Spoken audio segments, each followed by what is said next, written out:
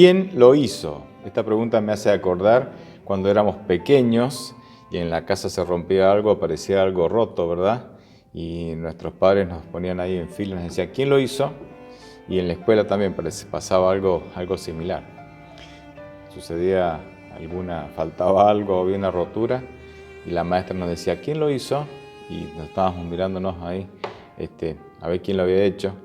Normalmente el que lo había hecho no quería confesar, no esperaba hasta último momento para confesar, porque quería evitar de alguna manera algún castigo o alguna disciplina. Cuando nosotros vemos este mundo tal como está, en donde conviven la belleza y el diseño inteligente, que obviamente algún ser superior inteligente ha diseñado este mundo, y al mismo tiempo vemos el caos, vemos el dolor, la muerte y la enfermedad, y cómo estos dos conceptos que se contraponen y que contrastan en sí mismos conviven juntos. Uno a veces tiende a pensar, bueno, ¿quién lo hizo? ¿Quién rompió este mundo? ¿Quién rompió la armonía de este mundo? Si parece que el diseño inteligente de alguna manera lleva a la armonía, ¿por qué hay tanta desarmonía? ¿Por qué hay dolor? ¿Por qué hay muerte? ¿Y por qué hay enfermedad? ¿Quién lo hizo? ¿Quién lo hizo? Lo bueno es que la Biblia nos da respuestas, o Dios a través de la Biblia nos da respuestas de quién fue el que originó el caos o el mal o el dolor que hoy vivimos. Hay muchos hechos en la Biblia que nosotros los entendemos cuando nos damos cuenta que vivimos en medio de una batalla entre el bien y el mal y que al mismo tiempo estamos en medio de un juicio en donde hay que seguir una serie de pasos, ¿sí? Una serie de procesos para que esta rebelión, esta guerra que se desató en el universo y que tiene como epicentro aquí en la Tierra y que de alguna manera explica todo el dolor que nosotros vemos, que esta guerra, que esta rebelión no vuelva a suceder, no vuelva a levantarse. Para Dios extinguir el mal hubiera sido muy fácil. Cuando Satanás se rebela y sus ángeles lo siguen, para Dios con solo un pensamiento hubiera sido suficiente para extinguir el mal. Pero imaginen que Satanás argumentaba que Dios era egoísta, que era tirano, que reclamaba adoración, y si Satanás se presentaba ante esos argumentos ante Dios y Dios lo eliminaba, y que hubiera tenido razones para hacerlo porque Satanás de alguna manera no tenía razón, estaba mintiendo, las personas que habían escuchado este argumento hubieran dicho, bueno, tal vez este tal Satanás, este tal Lucifer no estaba tan equivocado, porque cuando presentó algún argumento en contra del Creador, fue inmediatamente eliminado. Así es que erradicar el mal de manera inmediata hubiera generado más dudas que soluciones. Por eso Dios, para extinguir el mal, y para que esto no vuelva a repetirse, no vuelva a ver una idea de revolución, no vuelva a haber rebelión, ¿sí? en el universo y en su reino, lo que hace es tomarse tiempo para que los argumentos de ambas partes puedan ser presentados y de esa manera la evidencia textual, vamos a decir así, la evidencia escrita con la evidencia vivencial, ¿sí?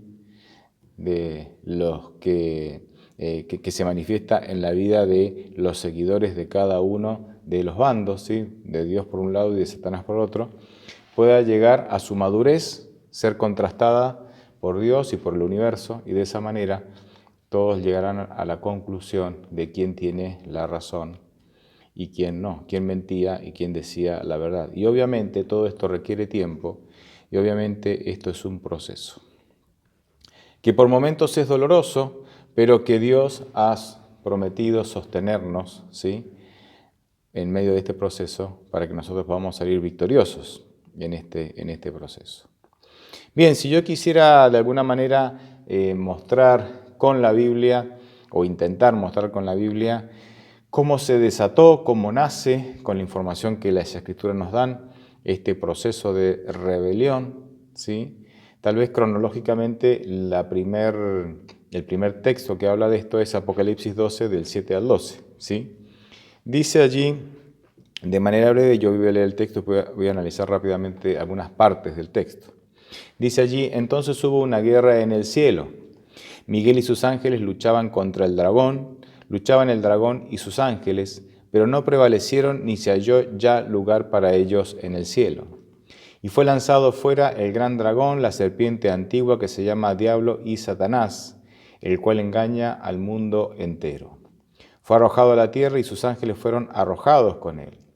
Entonces oí una gran voz en el cielo que decía, ahora ha venido la salvación, el poder y el reino de nuestro Dios y la autoridad de su Cristo, porque ha sido expulsado el acusador de nuestros hermanos, el que los acusaba delante de nuestro Dios día y noche. Ellos lo han vencido por medio de la sangre del Cordero y de la palabra del testimonio de ellos, que menospreciaron sus vidas hasta la muerte. Por lo cual, alegraos cielos y los que moran en ellos. Ay de los moradores de la tierra y del mar, porque el diablo ha descendido a vosotros con gran ira, sabiendo que tiene poco tiempo. Juan presenta aquí brevemente, obviamente de manera muy sucinta, en estos versículos la historia del gran conflicto que hubo en el cielo entre Satanás y Cristo. No tengo tiempo ahora de desarrollarlo, pero en realidad el conflicto no es entre Dios y Satanás, sino es entre Satanás y Cristo. El problema, Satanás no tiene un problema con Dios o con el Espíritu Santo, con Dios Padre, con el Espíritu Santo, sino que el problema lo tiene con Cristo, y algún día podríamos hablar de eso. Entonces, los primeros pasajes de este texto, los versículos del 7 al 9, o sea, Apocalipsis 12 del 7 al 9, lo que vemos es la historia del gran conflicto que hubo en el cielo, de esta rebelión, ¿sí? Cuando Satanás se rebela, ¿sí? O tiene una actitud rebelde para con Dios, en el cielo, hasta que Cristo muere en la cruz. ¿Sí? Así que estos dos primeros versículos, o tres, desde el 7 hasta el 9, muestran la rebelión de Satanás en el cielo hasta que Cristo muere en la cruz. De paso, el triunfo en la cruz, ¿verdad? Ahí en los versículos 7 y 8 aparece el momento en donde Satanás es echado del cielo justamente por rebelarse, ¿sí? Por tener esta actitud de rebelión con Dios. De alguna manera, 2 de Pedro 2:4 y Judas 6 nos dan la idea clara de que Satanás y sus ángeles fueron expulsados del cielo y en edades pasadas, es decir, antes de la creación de la tierra, y que están esperando, creo yo, aquí en la tierra, porque fueron arrojados hacia aquí, el juicio final, ¿sí? Que se concrete el juicio que está en proceso y llegue a la sentencia final. Sin embargo, aunque en edades pasadas, antes de la creación de la tierra, fue expulsado del cielo, él aún tenía acceso, ¿sí? Él tenía acceso al cielo. Nosotros vemos en los 2 primeros capítulos del libro de Job, por ejemplo, pero hay otras referencias bíblicas también, en Crónicas también hay otras, en que Satanás se presenta en el libro de Job. En los 2 primeros capítulos hay una especie de concilio, en donde parece que van los representantes de cada mundo creado por Dios, perdón. Y Satanás obviamente va como representante de la tierra, porque Romanos 6 dice que nosotros nos volvemos siervos o esclavos de quien obedecemos. Adán y Eva obedecieron a Satanás, así que se volvieron de alguna manera esclavos de Satanás, y ahora Satanás recibió de Adán y de Eva el liderazgo, ¿sí? De esta tierra. Jesucristo incluso reconoce esto cuando llama a Satanás en más de una ocasión el príncipe de este mundo. Bien, pero en los versículos 9 al 11 vemos que hay, estos pasajes hacen referencia a una fase de este conflicto entre Cristo y Satanás, librado en el cielo en relación a la muerte de Cristo en la cruz. Es decir, que a partir de la muerte de Cristo en la cruz, nosotros, el texto dice que Satanás fue arrojado ya del cielo y él ya no tiene más acceso al cielo, ¿sí? Él ya no tiene más acceso al cielo. Y ahora, según los versículos 10 al 12, que también leímos en Apocalipsis 12, el conflicto se desarrolla exclusivamente aquí en la tierra. La tierra es el epicentro del conflicto. Entonces, en resumen, y voy a leer algún texto más, pero en resumen, en estos pasajes en Apocalipsis 12 del 7 al 9 vemos la rebelión de Satanás y sus ángeles contra Dios, ¿sí?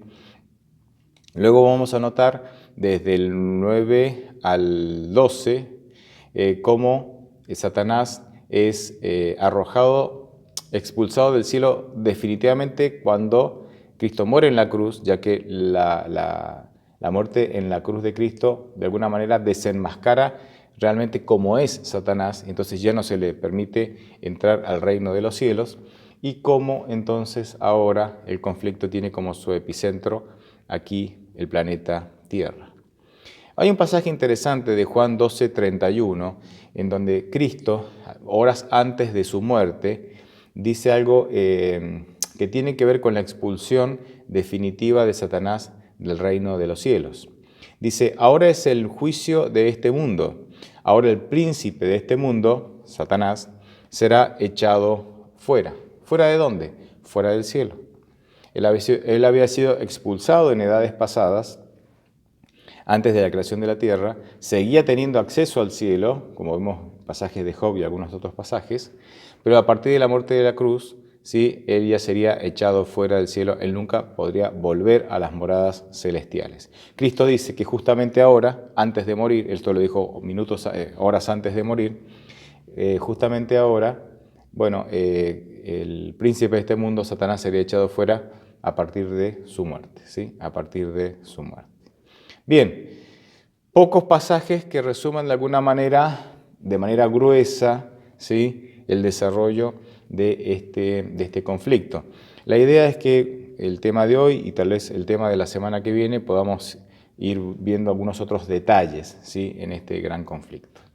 Bien, este pasaje que leímos de Apocalipsis 7 del 7 al 12, perdón, Apocalipsis 12 del 7 al 12, encontramos dos grandes protagonistas. Hay más personajes o más personas, digamos, más criaturas involucrados en el relato, pero encontramos dos grandes protagonistas. Menciono el primero, que es Miguel, porque el pasaje que leímos dice que Miguel lucha con Satanás y Satanás ya no tiene lugar en el cielo y es echado por Miguel y sus ángeles. La palabra Miguel o el nombre Miguel significa ¿quién semejante a Dios? Y esta pregunta es una pregunta retórica, es decir, que esta pregunta encierra una respuesta en sí misma. Entonces, cuando el nombre Miguel, que significa ¿quién es semejante a Dios?, la respuesta es Miguel, Miguel mismo. O sea, el que porta el nombre, el portador del nombre, es semejante a Dios. Así es que este nombre pareciera indicar que Miguel no es otro que una de las personas de la deidad. Miguel es mencionado como uno de los principales príncipes en Daniel 10:13, como el gran príncipe en Daniel 12:1 y como el arcángel en Judas 9. La Biblia no declara exactamente su identidad, pero una comparación con otros pasajes nos da la idea de que Él es Cristo, no es otro más que Jesucristo. En Judas 9 se lo llama el arcángel. Y en 1 Tesalonicenses 4:16 dice que la voz de Cristo, que es una voz de arcángel, resucitará a los santos justos, justamente cuando Cristo mismo viene a buscar en su segunda venida a su pueblo. Así es que esta voz de arcángel se relaciona con la voz de arcángel de Cristo, llamando a la resurrección a aquellos santos que esperan en la tumba su segunda venida. Por otro lado, en Juan 5:28 nos dice que es Cristo mismo el que va a decir, el que va a llamar, ¿verdad?, a los santos justos a la resurrección. Así que vemos aquí que la voz de arcángel de Judas 9 es la voz de Cristo en Juan 5:28 y en 1 Tesalonicenses 4:16. Algo parecido pasa en Daniel 12. En Daniel 12 se describe la segunda venida de Cristo después de la gran tribulación que sufrirá el pueblo de Dios. Y ahí vemos que este Miguel viene a buscar a los santos y resucita a los santos vivos y a los muertos, y resucita a los santos muertos con su voz, mediante su voz. Y justamente el relato de Daniel 12 es similar al relato de la segunda venida de Cristo de Tesalonicenses y de Mateo 24. O sea que fácilmente nosotros podemos, sin forzar para nada el texto, decir que este Miguel no es otro más que nuestro Señor Jesucristo. Otro personaje que es protagonista también de este relato de Apocalipsis 12 es Satanás. Apocalipsis 12:9 leo, y lo leí recién, pero lo repito, dice: y fue lanzado fuera el dragón, la serpiente antigua que se llama Diablo y Satanás, el cual engaña al mundo entero. Se lo llama serpiente antigua para relacionarlo con la tentación en Génesis, en donde una serpiente tienta a Eva para que caiga en pecado. Miren, Satanás, y esto lo he escuchado ya en más de una vez, a veces se lo proclama como el gran ausente del Antiguo Testamento. Hay muy pocas referencias a Satanás. ¿Sí? Hay 4 pasajes en todo el Antiguo Testamento que hablan así de manera directa del diablo o de Satanás. Se lo considera el gran ausente, pero cuando uno ve o cuando uno lee el Nuevo Testamento, nos encontramos con que hay muchas referencias a Satanás y su ministerio, un ministerio maléfico, y sin embargo en el Antiguo Testamento hay muy pocas.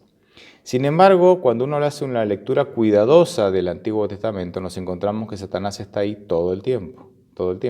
Yo he dedicado ya espacio a este tema en la serie Entendiendo a Dios ahí en mi canal, pero ahora quiero darle una nueva mirada y poder entregarles nuevo material, ¿sí? nuevas evidencias bíblicas.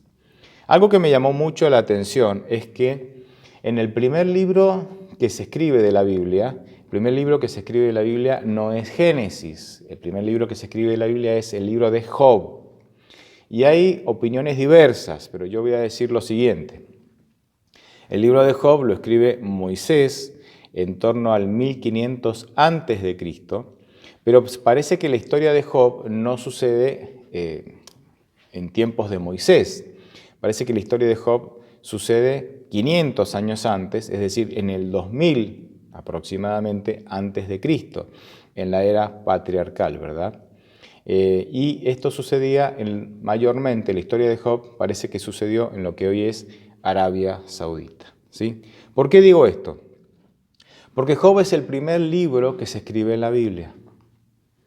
Y es interesante que el primer libro que Dios decide escribir para que la humanidad herede, para que la humanidad herede la Biblia y a partir de la Biblia entender este asunto del gran conflicto, entre otros temas, en este primer libro que Dios decide que se tiene que escribir para nuestro bien, para nuestro crecimiento espiritual, encontramos 2 grandes temas.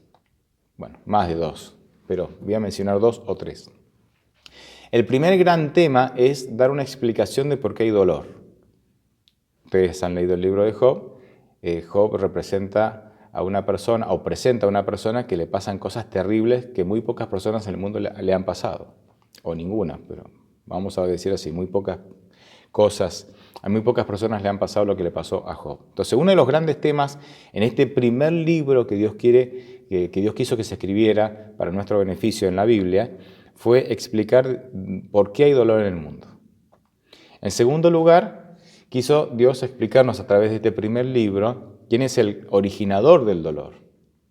Y en tercer lugar, Dios quiere explicarnos en este libro que Dios tiene el control de todo y que Él va a juzgar a aquel que causa dolor, pecado y muerte. Habría otros temas, pero con estos temas ya podemos resumir de manera breve el contenido principal del libro. Nos encontramos que en el libro de Job, cómo Dios de alguna manera interactúa con Satanás, que es el originador del mal. Ahora, este libro genera algunas inquietudes en algunas personas, porque ven a Satanás muy claramente actuar en el capítulo 1 y 2 y después no se lo ve más en todo el libro. O ellos creen que no se lo ven más en todo el libro, entonces es como que no terminan de entender. Dice, pero al final ahí está Satanás haciendo de las suyas en el capítulo 1 y 2 y después, ¿qué pasó? No se lo nombra más, es como que sale inmune de toda esta situación, de todo el daño que hizo. No es así, y eso quiero mostrarles hoy a ustedes. Voy a leer algunos pasajes entonces, ¿sí?, del libro de Job. Tengamos en cuenta que cuando Job recibe todos los males que recibe, recuerden que él perdió todos sus hijos, fue abandonado, o sea, mueren todos sus hijos, fue abandonado por su esposa, pierde todas sus posesiones y hasta mueren sus empleados, sus criados, ¿verdad?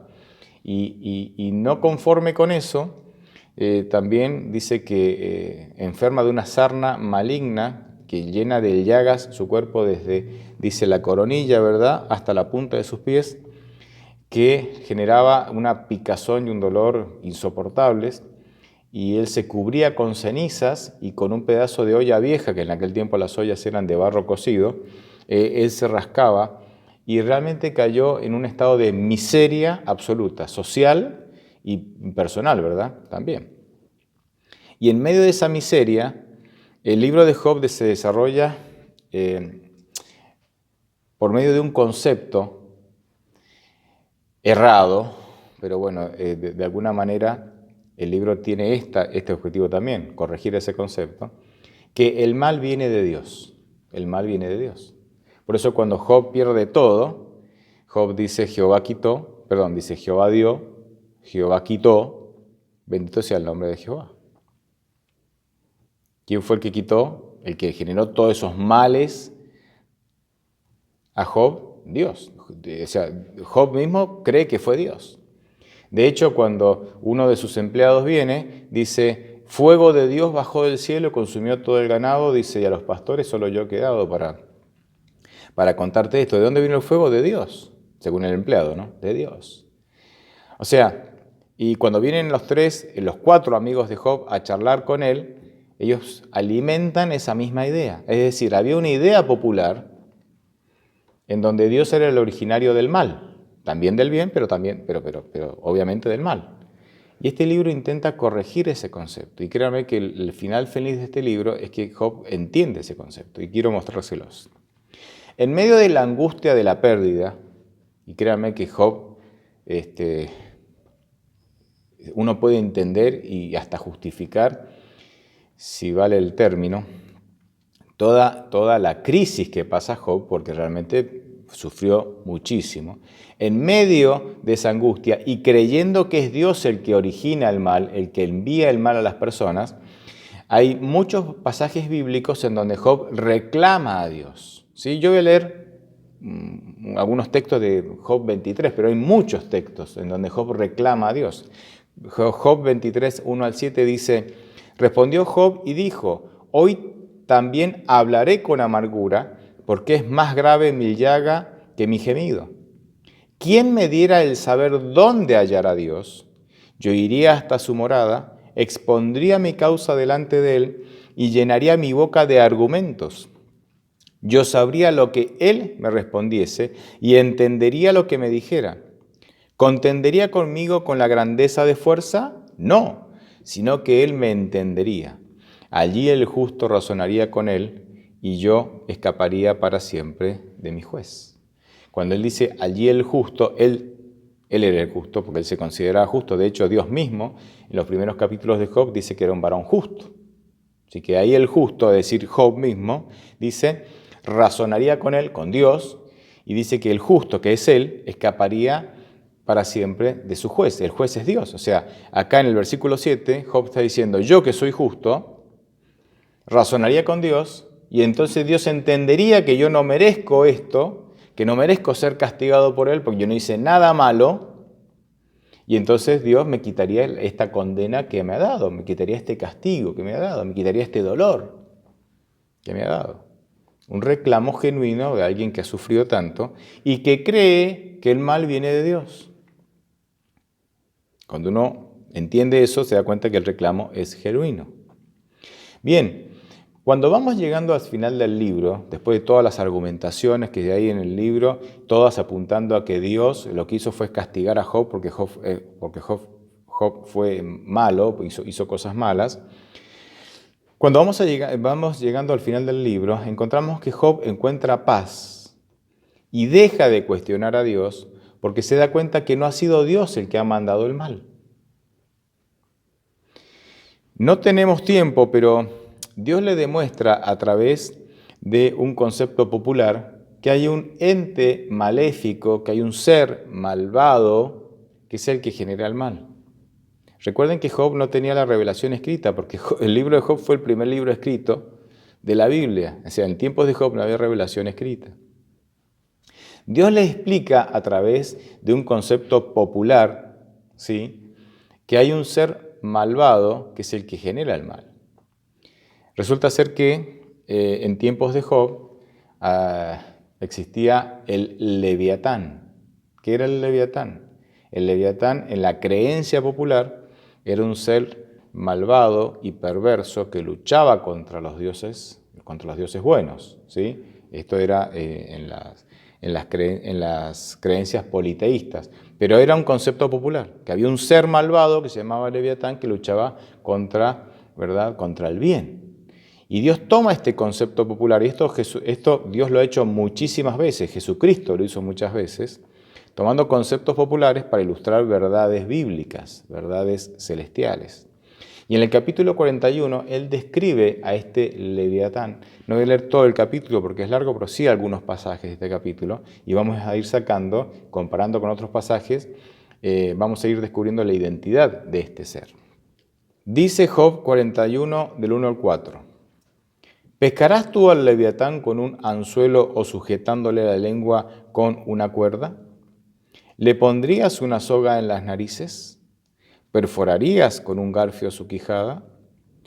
¿Multiplicará ruegos él delante de ti? ¿Te hablará con palabras lisonjeras? ¿Hará un pacto contigo para que lo tomes por esclavo para siempre? Versículos 18 al 21. Cuando estornuda lanza relámpagos. Está hablando de Leviatán, ¿verdad? Sus ojos son como los párpados del alba. De su boca salen llamaradas, y este dato es muy importante. Centellas de fuego brotan de ella. De sus narices sale humo como de una olla o caldero que hierve. Su aliento enciende los carbones, de su boca salen llamas. Y este texto es muy importante porque cuando desciende fuego del cielo para quemar a parte de su ganado y sus pastores, acá de alguna manera Dios le está diciendo el fuego no venía de Dios, como dice el texto de Job capítulo 2. El fuego venía de este Leviatán. Versículos 24 al 27. Firme es como una piedra su corazón, fuerte como la piedra de un molino. Cuando se levanta, los fuertes tienen temor y retroceden a causa de su desfallecimiento. Aunque la espada lo alcance, no se le clavará, ni tampoco la lanza, el dardo o la jabalina. Para él el hierro es como la paja y el bronce como madera podrida. Es decir, no hay arma humana que lo pueda vencer. Versículos 33 y 34. No hay sobre la tierra quien se le parezca, animal hecho exento de temor. Menosprecia toda cosa alta, es rey sobre todos los soberbios. Este Leviatán es presentado como rey sobre todos los soberbios. Y cuando dice que menosprecia toda cosa alta, está haciendo alusión a Dios. Menosprecia la autoridad y la divinidad de Dios. En la cultura, como les dije, de Job, este Leviatán representaba a un ser maligno. Representaba a ese ser perverso que combatía contra Dios. Lamentablemente, muchas veces ahora en la teología moderna, ¿sí?, se presenta a este Leviatán como un cocodrilo. ¿Sí? Algunos van un poco más allá, como que es más que un cocodrilo, pero si vos presentás, o sea, si vos interpretás que Job 1 y 2 se presenta a Satanás, ¿sí?, desafiando a Dios, el resto del libro se presenta a Job lidiando, ¿sí?, con todos los males que Satanás ha traído sobre su vida, ¿sí? Y si en el capítulo 41 en adelante vemos a solamente un cocodrilo, el libro no tiene sentido. Y Satanás parece que hizo lo que quiso y, digamos, sale impune de todo esto. Ahora, cuando entendemos que este Leviatán no es un cocodrilo, sino que representa, ¿sí?, un ser que el ser humano no puede contra él, porque los textos que leímos mencionan que el ser humano no puede contra él, pero el texto sí presenta que Dios puede contra él. Ahora, ustedes dirán, bueno, tal vez usted tiene demasiada imaginación y está imaginando cosas de esta descripción y realmente tal vez sea solo un cocodrilo. Fíjense lo que dice Isaías 27:1, ¿sí? En aquel día Jehová castigará con su espada dura, grande y fuerte al Leviatán. ¿Y qué otros nombres se le dan a Leviatán aquí? La serpiente veloz. A Leviatán, la serpiente tortuosa. ¿Y cuál es el próximo nombre que se le da a Leviatán? Y matará al dragón que está en el mar. ¿Dónde vemos nosotros en la Biblia una descripción en donde se vuelve a mencionar una serpiente y un dragón? En Apocalipsis 12, de 7 al 9. Es decir, Isaías 27:1 dice que Leviatán es la serpiente y es el dragón.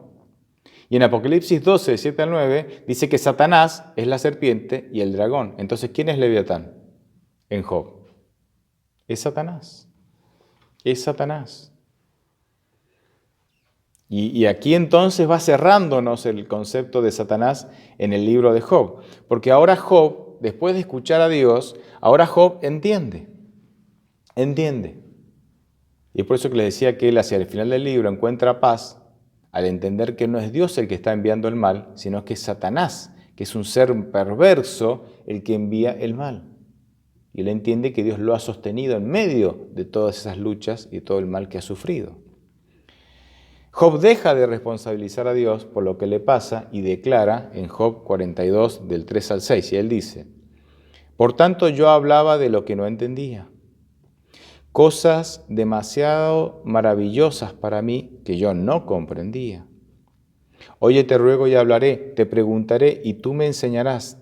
De oídas te había oído, mas ahora mis ojos te ven. Por tanto, me aborrezco y me arrepiento en polvo y ceniza. ¿De qué se arrepiente Job? ¿Por qué se aborrece a sí mismo? Porque durante todo el libro él acusaba a Dios de los males que había recibido. Pero ahora que Dios le presenta quién es el originador del mal, dice: ahora me arrepiento de haberte cuestionado, me arrepiento de haberte criticado. Me arrepiento de haber hablado mal de ti, porque ahora entiendo que no eras tú el que me enviabas el mal, sino que era este Leviatán, este ser perverso que origina el mal. Y ahora entiendo que tú lo único que has hecho es, me has sostenido en medio del mal, en medio de todo lo que he sufrido. Y entonces el libro termina con Job estando en paz con Dios e incluso Dios diciéndole que él ore por sus amigos porque están muy equivocados con los conceptos que sus amigos tienen de Dios. Muchas personas hoy están viviendo la experiencia de Job. Muchas personas hoy culpan a Dios por sus males. Pero Dios, desde el primer libro que se escribe en la Biblia, deja claro que el origen del mal no es Él. Que el origen del mal es un ser que se ha rebelado contra el gobierno de Dios, que al separarse de la fuente de vida y de amor que es Dios, carece de amor y lo único que hace es odiar. Lo único que hace es odiar. Y va a odiar a la raza humana porque es el objeto del amor de Dios. Y sabemos que la raza humana es el objeto del amor de Dios porque Cristo mismo, porque Dios mismo se hizo hombre para morir en nuestro lugar. Jesucristo retoma este tema en más de una ocasión, pero en Mateo 13:28, en la parábola del trigo y la cizaña, cuando se lo acusa al señor de la viña, al señor del campo. ¿Quién es el señor del campo? Dios. Y cuando se lo acusa al señor del campo de que él compró mala semilla y sembró mala semilla, por eso hay cizaña. O sea, fíjense que en la parábola del trigo y la cizaña, también se lo acusa a Dios del mal que hay en el mundo. Porque el terreno representa el mundo, ¿verdad? Y el trigo y la cizaña somos nosotros. También se lo acusa a él. Tú te equivocaste, tú sembraste mala semilla. Y Jesucristo contesta: no he sido yo. Un enemigo ha hecho esto. Esto dice Mateo 13:28, ¿verdad? Dice, no, dice el padre, el dueño del campo dice, no he sido yo. El mal que hay en el campo, la cizaña, no la he sembrado yo. Un enemigo ha hecho esto. Entonces vuelvo como comencé esta reflexión. Muchas de las cosas que pasan en el mundo las entendemos y muchas de las cosas, historias y procedimientos que nosotros vemos en la Biblia, expresiones bíblicas que no siempre a primera vista parecieran hablar bien de Dios, se entienden cuando nosotros entendemos que vivimos en medio de un gran conflicto entre el bien y el mal. Y se entienden, o el tiempo que Dios tarda en resolver esto, se entiende cuando Dios lo que está haciendo es siguiendo un proceso ordenado y meticuloso para resolver el problema del mal, de tal manera que nunca más vuelva a haber rebelión en el universo o en alguna parte del universo. Ojalá nosotros podamos conocer ese Dios, porque en la medida que nosotros conozcamos a Dios, que según 1 Juan 4:8 es amor, dice, porque el que no ama no ha conocido a Dios, porque Dios es amor. Cuando conozcamos a ese Dios de manera personal, con claridad vamos a entender que no es Dios el que genera el mal, al contrario. Dios es el único que está tomando medidas firmes, constantes, en un proceso irrevocable e irreversible para que el mal nunca más se vuelva a manifestar en este mundo. Pero tranquilos, yo sé que posiblemente estás sufriendo, pero tranquilo. Pronto todo esto terminará. Y mientras el proceso termina, que falta muy poco, Dios está ahí para sostenerte, para cuidarte, para fortalecerte, para darte paz que sobrepasa todo entendimiento, como dice Filipenses 4, y vos puedas seguir adelante a pesar de todo. Aferrate a ese Dios, conocelo, acércate a Dios con la idea de que Dios te ama, y entonces muchos pasajes bíblicos empezarán a iluminarse, pasajes que incluso antes te generaban confusión, ahora comenzarán a iluminarse y tendrás una nueva comprensión de la Biblia. Ojalá esa sea tu experiencia y la mía. Dios te bendiga.